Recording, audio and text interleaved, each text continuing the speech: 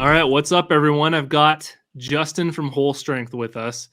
Justin is an absolute master of TikTok and Instagram. He started his brand just over a year and a half ago, and he's accumulated 627,000 followers on TikTok and 385,000 followers on Instagram. And his brand's done seven figures in the first 16 months running his brand. So I have him on here to really pick his brain, pull out as much value as possible around TikTok, around Instagram, and what he's doing to really make this all work and help his brand grow and build such a powerful community around his brand. So, Justin, I've got a million questions for you. Welcome to the show. And why don't we start out by you just sort of sharing what your brand's all about, what the niche is that you're selling to, and who's really interested in your brand. And then I'll just jump into all these questions that I got for you. Yeah, so our brand name is Whole Strength, and that stands for Holy Strength. And we are a faith-based activewear brand. So we create fitness apparel and streetwear apparel for people that believe in the gospel. And so very specific niche and a very strong and powerful message. And we launched the brand in January of last year, my brother and I. I ended up coming up with the idea about 3-ish years ago. And then over COVID, I decided to actually pursue the idea. And we kind of launched. I made an Instagram, had a couple hundred followers of just my friends on there. And then with TikTok being a new thing over COVID, I downloaded it and decided to kind of share our story there, which has led to us kind of being at where we are now. Wow. I remember the first time I heard about you was in the Facebook group, and I remember I saw this post come in, and it had like hundreds of likes, and I'm like, what is this? And there were pictures of like all these orders and everything going out, and I'm like, who is this? And then I saw you posted, I did all this on TikTok and on Instagram Reels, and it was like this super inspiring message. And ever since then, your brand stuck out to me in my head as just like, what an amazing accomplishment on TikTok and Instagram, because most brands that are starting up really struggle to get there. So, ever since seeing that post, I've always just remembered your brand. To be completely honest with you, I look at your brand all the time on TikTok and on Instagram to really get inspiration for my own brand in terms of just how you've locked into a formula that's really connecting with your audience, that's really offering them value over and over again. And you're doing it efficiently too. And it's just, it's really cool to see. So pretty much so for us, we only did organic marketing for the first at least 6 to 8 months of being a brand. And mostly that was because I kind of invested all of my money into the brand and into product, into startup costs and just equipment and stuff like that right away. So I really didn't have any money to spend on kind of any sort of advertising. And we've really found that for us, building an organic audience was absolutely by far the best way to go, because it allowed us to make quick one-on-one connection with our audience. It's not really necessarily even about the clothes or trying to push any sort of sales. Like, our whole marketing strategy has just been, it's a real community. How can we give people as much value as possible? How can we motivate them? How can we just be open, a space for people to connect? And we do that in a lot of different ways. So like now we have our Discord group and our Snapchat group. And so really there's a lot of ways organic marketing can go, and a lot of ways we can dive deeper into it. How quickly did your TikTok accounts and Instagram accounts start getting real traction right after you started? Like, was it immediately, or was it a bit of a slower sort of like growth, or how quickly did things really start popping for you? On TikTok, we launched my first TikTok video on the page was November of 2020. And I made 2 TikToks. They were kind of me just sharing my faith a little bit. And then the third video I made was after we launched the brand in January of 2021. And then that was like 2 weeks after I launched. In the first 2 weeks, we ended up making like maybe did 20 to 25 sales of just friends. And then I made a packaging video, and it went viral. It had around like 800,000 views, and we ended up selling out. And that's when like I seen comments like, what about leggings? What about this? What about that? Because we ended up launching with only 200 shirts and 200 cutoffs. Those are only 2 things I designed. And then so they took about, honestly, we got really lucky. We got really blessed where our TikTok kind of took off right away. It was around the time when TikTok was still kind of new. And so once that first video kind of popped, it was like, okay, this is what our audience wants to see. They want to see the behind the scenes. They want to see what's going on. And we ran with the behind the scenes content up until about 100,000 followers. And then after that, we started switching over to a little bit of our motivational content. And what it's like once we tried something and saw that it worked, saw that people were engaging with it, and that's what they wanted. We would never fix something that wasn't broken. And we still to Right. this day do that. We're still posting. I'm posting 3 reels a day on Instagram, editing 3, and still posting 2 at night. Just if it's not broken, we're not Okay, gonna so kind of I've got change it. questions about that. That's Okay. wild. So how do you go about making your TikTok content? And so I've got a couple questions inside this as well. We can kind of go through these like one by one, which is how do you come up with the ideas? That's the first question. So maybe we can Okay. talk about how you come up with the ideas for your content. So, with the behind the scenes, it was kind of just like scrolling through, mostly just scrolling through TikTok a lot. That is a decent amount of my time is also spent scrolling through, getting ideas. A lot of it, it's easy for if you create a brand that you align with, and it's not just for you know money or gratification or anything like that. It becomes a lot easier to create this type of content. I think a lot of Yeah, people who are content creators might struggle. Um, with the repetition that it takes with social media, if they're not doing clear. it because if they're not clear in their message, and if they don't believe in the message, they just think it's a good idea. So Right. for us, I scroll through the Instagram Explore page and TikTok a lot. I'm constantly writing down ideas, constantly saving them to my like video editor, and then going out and doing shoots about 3 to 5 times a week, or that's a low amount of shoots, so it's pretty constant. Yeah. And what do you use to edit the videos? Yeah, so I found that editing on the videos on my phone is way quicker than anything else. It's all about kind of what works for you. I know a lot of people edit on their computer, but for me, we're all used to texting and stuff, so it's really quick for me to download the video or take the footage from my camera, put it onto my cell phone. I've had to go through a couple of different phones with just maxing out my storage, but I'll pull the story. I'll use Adobe Rush, which I think is a great software, and the Splice app. Those are the only 2 editing apps I use for videos. Splice I use to caption the apps, and then Rush to trim the clips together. And I edit it on the iPhone because it's just real quick. It's already vertical. You can finish it, post it, And and then move you on. can like drag sound. Can you drag sounds and things in there as well, like with the Yep, video? you Because can I know you you can add sounds and yeah, so I'll break the process down even more a little yeah, bit is I'll go through like if I'm scrolling through Instagram, I find a sound I like, I'm like, you know what, that's a great message. I want to use that sound or I want to use that. I save that to my phone using either a website called Snap Insta or Snaptic if it's TikTok, and you can save videos to your phone from there. And then I put those sounds into Adobe Rush, and I'll just draft them. So I kind of batch this out. There might be like an hour of the day or a half hour where I'm scrolling through, and I found 5 ideas, put them in the drafts. Then I might go work on some designs for a little bit. And then I'm like, you know what? Now it's time to further those videos. So I'm like, next step is to add the clips in.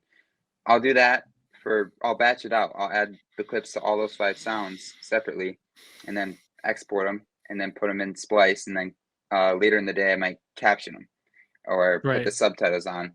And then that way I'm not putting out this much content. I don't get super far ahead in content. I'm Yeah, still editing sometimes right before I'm posting, um, yeah, which is okay. It can be stressful, yeah, but it's manageable.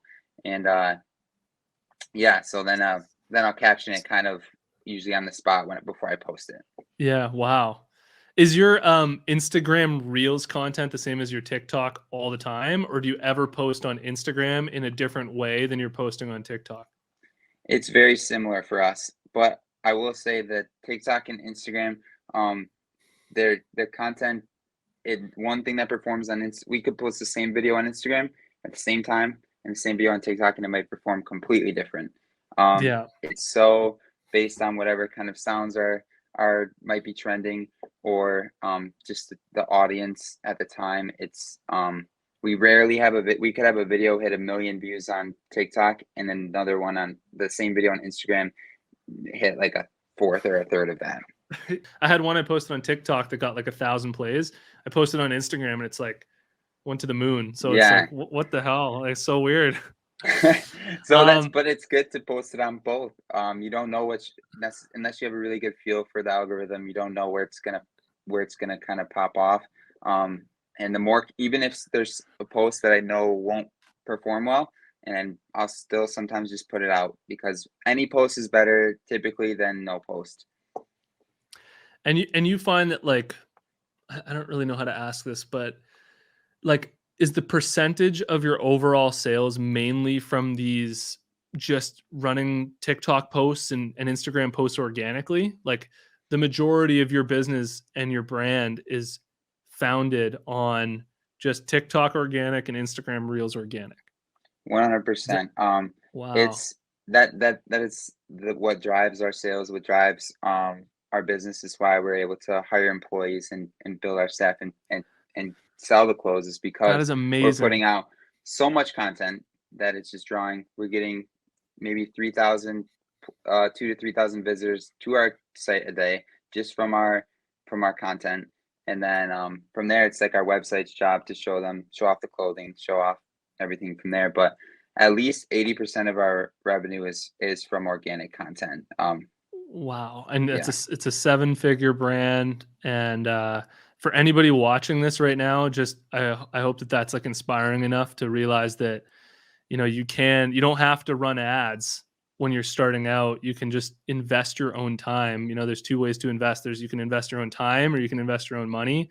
A lot of people don't have the money, so, Justin's a great example of somebody who took the time to make content, and he actually creates content with the sole purpose of giving value and Mm. connecting with his audience. And when that's your purpose and that's your intention, the sales are sort of a byproduct of that. It just sort of comes without you even having to focus on it because you're so focused on building a community. So it's just such an inspiring message and such a like cool story. I think so many clothing brands, struggle with TikTok and Instagram, including myself for the longest time. And even myself for the past week or two since our phone conversation, you got me so excited. I've been posting on TikTok 3 to 5 times a day and on Instagram. And like, it's completely opened up a whole new world for K-Bud on social media. And do you ever make posts on Instagram that aren't videos? They're like the classic like pictures. And do you focus any time on that? Like, or is it Very mostly all minim this video content? Yeah. It's very minimal. I think right now we're still in that stage of TikTok and Instagram competing with each other. So they're constantly trying to video content is the next stage of social media. It already is here. If you're running a clothing brand and you're not posting video content, you're kind of missing out. It's not one. It's pretty necessary actually. Um, Yeah. it's just the way social media is going. So if you don't like doing it yourself, maybe you can find someone else who loves creating videos, and there's a way for you to focus on be self-aware and focus on the things you like doing about running clothing brands. But sometimes you have to do things you don't like. Luckily, I enjoy making the videos. So going back to that, we rarely post picture content, only on pretty much when our drops happen. Um, just because for me, posting a picture is almost taking away in my mind a slot where I could post a reel for the day. So if we post two to Right. three reels a day, and a picture post on Instagram uh, only has the ability to reach your current followers realistically, unless it somehow gets on the explore page. But Mhm. um, a video can reach people around the world. Our I think Instagram people following is now share videos more. they share videos more. So Mhm. part of the reason why a lot of our videos get a lot of views and a lot of traction is because they're really shareable. Um, they either share they like the story and they want to they got inspired by that's why we did the behind the scenes. Maybe it could inspire someone to start their own business, start this. So we make those and people share those to their friends. So it's a lot about shareability, and our motivational content's very shareable. Um, so it gets a lot of saves, a lot of shares, which helps push it out there. And yeah, I've got so not as a much picture. technical question for you. Mhm. What time of day do you find works best for all of your posts, whether that's on TikTok or Instagram Reels? Is there a time of day that you recommend for everybody watching to be posting for best Yeah. results? Yep, I can make a recommendation, and this is just based off my experience. So for us, the best performing times are around 11 to 12 Eastern time, and then so I'll usually The post AM? maybe a AM 11 or 12 Yeah. AM, about 12 o'clock, right when people are on Okay. lunch break. You want to hit the Okay. times when people are on their phones the most, which is on their lunch break, or maybe even sometimes a 9 a.m. post.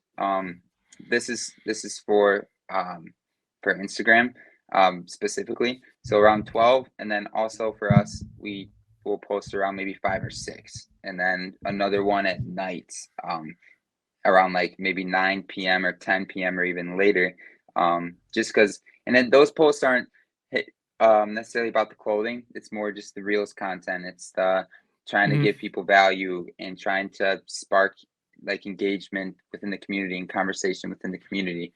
So if we're doing a drop, we usually will post a little bit earlier in the day. If it's just other content for Instagram, it's about 12 o'clock, maybe 6 p.m., maybe 8 p.m. TikTok, definitely later is probably better in the Mhm. evenings.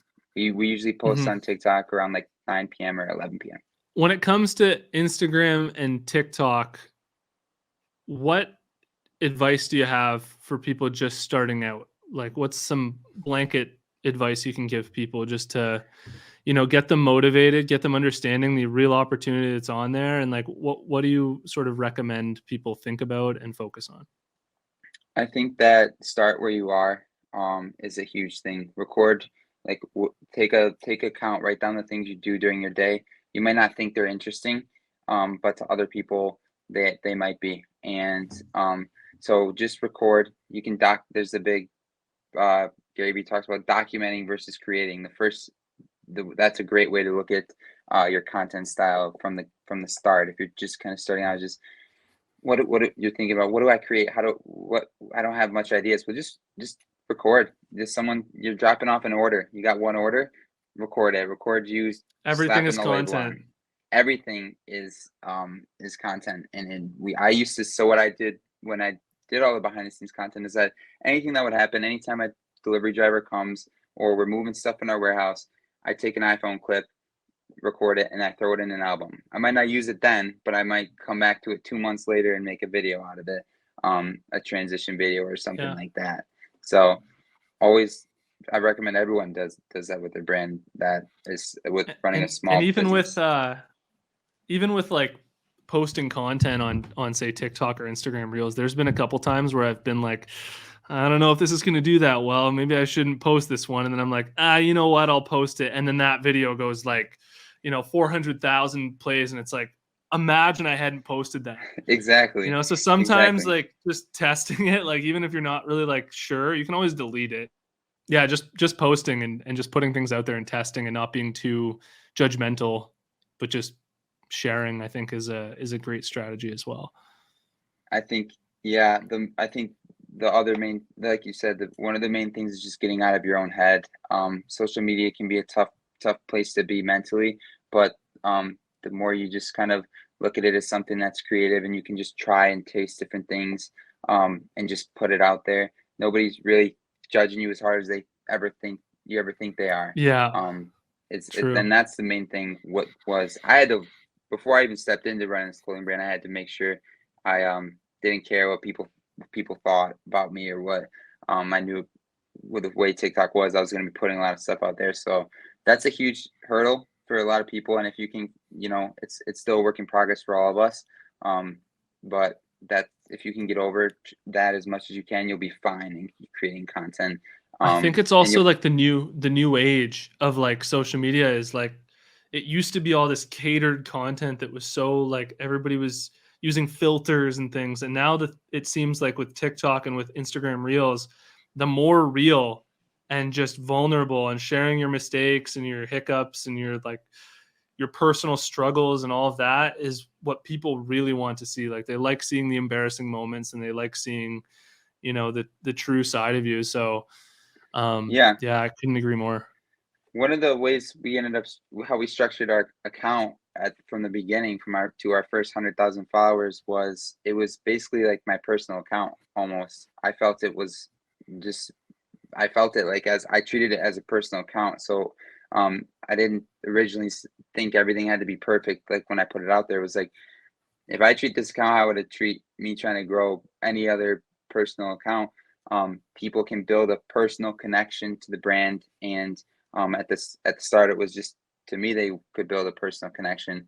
But people like connecting with humans. They like connecting with other people and stuff. So when you're putting out a brand and everything looks perfect and stuff, it's really hard to connect with that. Yeah, Unless I the agree. clothing is just absolutely perfect and you really just want to buy it from the way it looks. But even then, like all of us are trying to put out high quality clothing. It's really your community that's gonna set you apart and mean absolutely everything. Another thing that people can learn from what you've done is just the clarity of the brand concept. Like even your logo, just looking at it, is so like creative and clear. Like you know what it is just by looking at it. And I work with so many brands where it's just so unclear who they're trying to go after and who they're trying to connect with, and it comes out in everything that they do. Like the content isn't clear because they don't really know who they are, and it creates sort of this confusion, and it leads to no sales. And when you have such laser focus like you do, it just makes it so easy to connect with your audience because it's this is who I am, this is who we're connecting with. You can go deep into that content, you can go deep into that community, and everything is just so there's no friction, right? Hmm. People understand it so well. I think for logos, simpler is probably a little bit better because we always look at it as if someone's walking at least 20, like maybe 20 yards or 20 feet away, they should be able to see our brand and kind of have an idea of what that is. Just and that's word of mouth. It helps us with word of mouth. So it's however many pieces of our apparel we have out there, we know that people are at least seeing it and they might be like, oh, what is that? So when you have a really intricate design, at least for your logo, it might be a little bit harder for people to connect with right away from first sight. So for us, when they saw our content, um, they knew right then what it Yeah, was. that's so so smart of you. So do you have any final last words for the audience here, and maybe some final advice you can give, and then maybe you can share with people where they can find you as well, Yeah. and where they can find your brand. So our brand is at Whole Strength. That's HOL and the word strength. We're on Instagram and TikTok and YouTube. Um, and then I just want to say to kind of treat your community as very important. It's your community is everything. You should be trying to look at how you can benefit them, not how they can benefit you. Um, we look at our community as we try not to get even consider that they probably won't buy, but we're still going to be treating them as we want to help them. We want to give them as much as we can, and then if they in return end up wanting to support us, it's great. But just do what you can with where you're at, and put as much time as you can. If you're working a full-time job, try to do things in between. And it might take your weekends away and stuff as you're starting out, but you just choose your sacrifice. You either sacrifice this brand that you want to succeed, or you sacrifice your time right now so that you can one day do this full time. Mhm. Well, Justin, thanks so much for coming on. It was honestly amazing, and I think everybody probably is about to spend 6 hours today just editing their own TikToks and making their own reels for their brand just because of how inspiring your story is. So I really appreciate you coming on and sharing all that with us. Thank you for having me, Rob. And thanks to everybody watching. And until next time, peace.